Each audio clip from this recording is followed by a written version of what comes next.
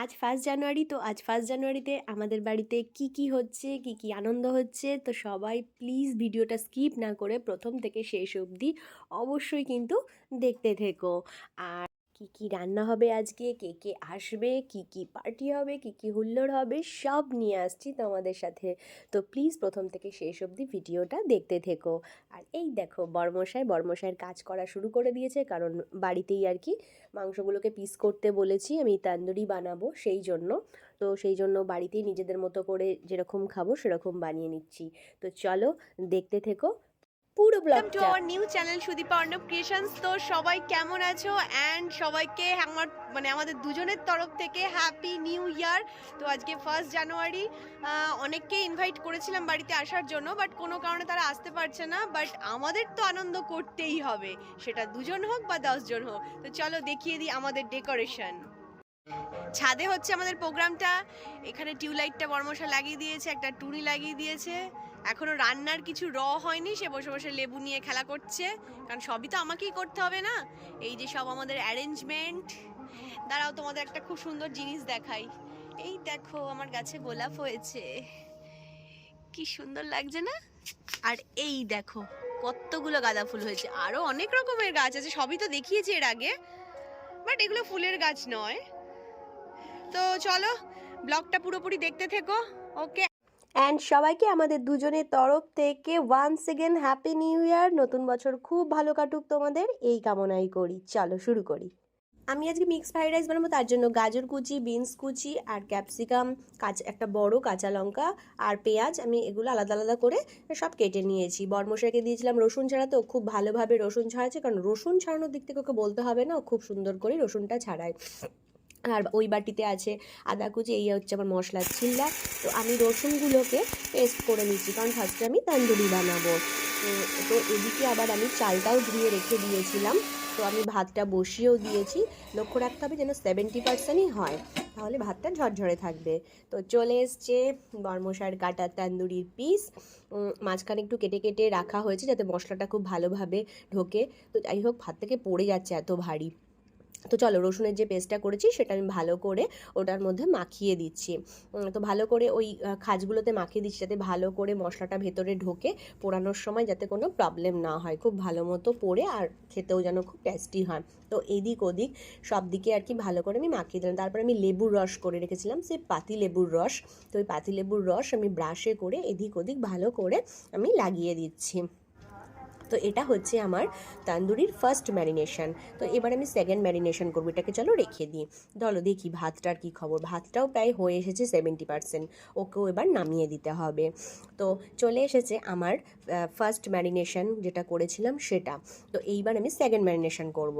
তো তার জন্য আমি একটা আর কি থালার মধ্যে দই নিয়ে নিচ্ছি, আর কি 2 পিসের জন্য পরিমাণ মতো আমি দই নিয়ে নিচ্ছি। তারপর আমি হলুদ গুঁড়ো দিয়ে দিচ্ছি ওর মধ্যে, আর তারপর দিচ্ছি তন্দুরি চিকেন মশালা। তো ওটা আমি পরিমাণ বুঝেই আর কি সেইভাবেই দিচ্ছি। যারা 2টো করবে সেই মতো দেবে, যারা 4টে 5টা সেইভাবে মশলাটা দেবে। তো তারপর আমি কালার হওয়ার জন্য সামান্য লঙ্কার গুঁড়ো আর জিরের গুঁড়ো একটু, আর পরিমাণ মতো নুন আর তেল দিয়ে তন্দুরিটাকে রেডি করে ফেললাম। তো এবার আমি গ্যাসটা জ্বালিয়ে দিয়েছি, তন্দুরিটাকে বসিয়ে দেবো এর মধ্যে, তন্দুরিটা পুরুক। এদিকে আমার আরও অনেক কাজ আছে, সেগুলো আমি কমপ্লিট করি। তো আমি বাজার থেকে চিংড়ি আর কিছু চিকেন পিস করে নিয়ে এসেছিলাম, তো সেগুলোকে ভালো করে ধুয়ে রেখেছিলাম, যেহেতু ফ্রাইড রাইস হবে। তো ওকে বললাম চিংড়িটাতে নুন, হলুদ আর একটু গোলমরিচ গুঁড়ো দিয়ে ভালো করে মাখিয়ে দাও, ঠিক সেম চিকেনেও ওইভাবে মাখিয়ে দাও। তো ভালো করে আর কি খুব সুন্দর করে মাখিয়ে দিল। তো এটাকে আমি আগে ভেজে নেব, তারপর আমি ফ্রাইড রাইসটা শুরু করব। তোমাদেরকে আরও একটা কথা বলে রেখি, আমি যে তান্দুরিটাতে বললাম যে লঙ্কার গুঁড়ো দিয়েছি, সেটা কিন্তু আমি ঝাল লঙ্কার গুঁড়ো দিইনি, জাস্ট কাশ্মীরি মির্চ দিয়েছি একটু হালকা কালার হওয়ার জন্য।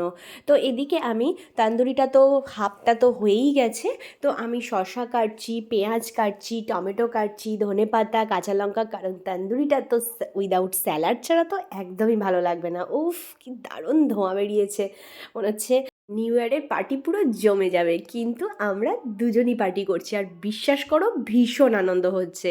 দুজন মিলে কাজ করছি, মজা করছি, ইয়ার্কি করছি, তো ভীষণ আনন্দ হচ্ছে। তো এবার আমি টমেটোটাকে কেটে নিচ্ছি।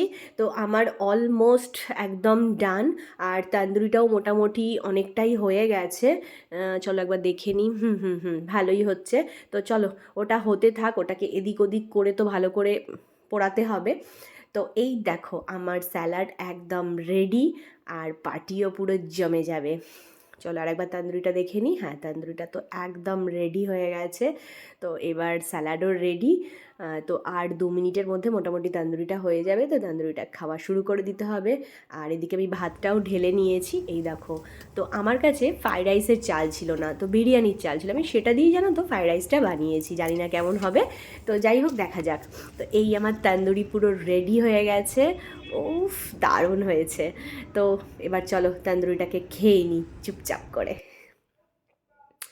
বেচারা তান্দুরিটা প্রথমে খেতে পায়নি বলে কিভাবে শশাটাকে খেলো। তো যাই হোক, এবার ওর টার্ন।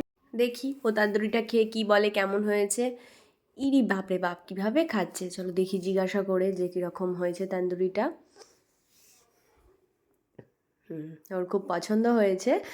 তো তান্দুরিটা তো খেলে এইভাবে হবে না, আরও অনেকগুলো কাজ আছে। ফ্রাইড রাইসটা কমপ্লিট করতে হবে, কারণ ভীষণ ঠান্ডা, মানে মারাত্মক ঠান্ডা ছিল ছাদে। তো এই দেখো আমি কড়াইতে চিংড়িটাকে ভেজে নিচ্ছি, আর তারপরে সেমভাবেই আমি চিকেনটাকেও ভেজে নেব। তো এইবার আমি একটা ডেচকির মধ্যে ফ্রাইড রাইস করার জন্য সাদা তেল নিয়ে নেব। আমি পুরো ফ্রাইড রাইসটা সাদা তেলেই করেছি, ঘি দিইনি, কারণ আমি ননভেজ বানাচ্ছি বলে আমি ঘিটা দিইনি।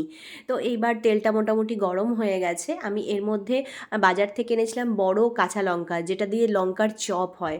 তো সেই লঙ্কা একটা কেটেছিলাম, আর তার সাথে কিছু ক্যাপসিকাম কেটেছিলাম, আমার যতটা ফ্রাইড রাইসে লাগবে। তো এবার ওই দুটোকে ভেজে নিচ্ছি। তো এদিকে আমার চিকেনটাও মোটামুটি হয়ে গেছে।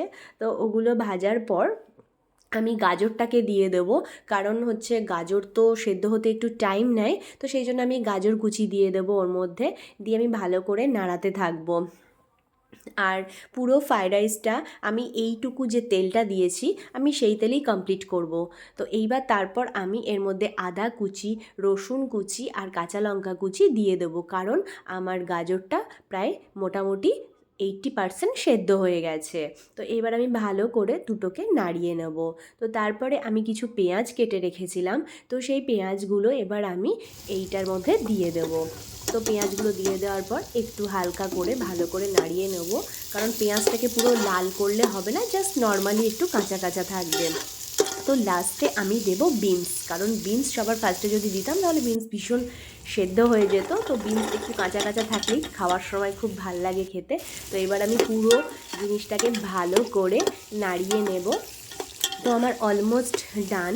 তো এইবার আমি ভেজে রাখা যে চিংড়ি মাছ ছিল, চিকেন ছিল, সেগুলোকে আমি একে একে দিতে থাকবো। তো ফার্স্টে আমি চিকেনটাকে দিয়ে দিচ্ছি। তো তারপর ওটাকে নাড়িয়ে নেওয়ার পর আমি ওইভাবেই আবার চিংড়িগুলোকে এই ডেচকিটার মধ্যে দিয়ে দেবো, দিয়ে ভালো করে সব নাড়িয়ে নেব।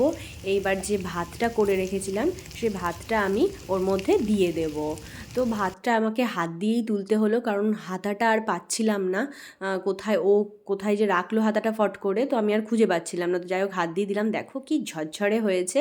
তো এইবার পুরো ভাতটা আমি দিয়ে দেওয়ার পর ওর মধ্যে ওই 2 চামচ মতো সয়া সস আর 1 চামচ মতো ভিনিগার, আর তার সাথে আমি একটু গোলমরিচ গুঁড়ো, একটু চিলি ফ্লেক্স দিয়ে দেবো। দিয়ে ভালো করে ভাতটাকে মিক্স করে নেব।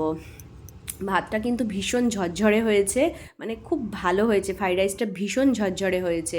আর একটু সামান্য নুন দিয়ে দেবো, কারণ নুন আমার আগেই দেওয়া ছিল, কিন্তু তাও আর একটু দিয়ে দেবো টেস্টি হওয়ার জন্য।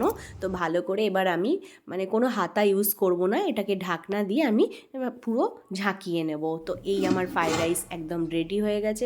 গন্ধটাও কিন্তু খুব অসাধারণ ছিল। চলো এবার টেস্ট করে দেখা যাক কীরকম হয়েছে। তো আমাদের তান্দুরি খেয়ে পেটটা এতটাই ভর্তি ছিল, আমরা কম ফ্রাইড রাইস নিয়েছিলাম। আর চিকেনের একটা রেসিপি বানানোর কথা ছিল, কিন্তু অনেকটা রাত হয়ে গিয়েছিল বলে চিকেনের রেসিপিটা বানানো হয়নি। তো নেক্সট ডেতে আমি ওটা বানাবো। তো আমি কম করেই ফ্রাইড রাইসটা বেড়েছিলাম, কারণ আমাদের দুজনেরই পেটটা খুব ভর্তি ছিল। তো ওকে বললাম যে বলো ফ্রাইড রাইসটা কেমন হয়েছে। তো ওর পেটটা ভর্তি ছিল তাই কম নিয়েছিল। তো ও খেয়ে বললো হ্যাঁ খুব সুন্দর হয়েছে।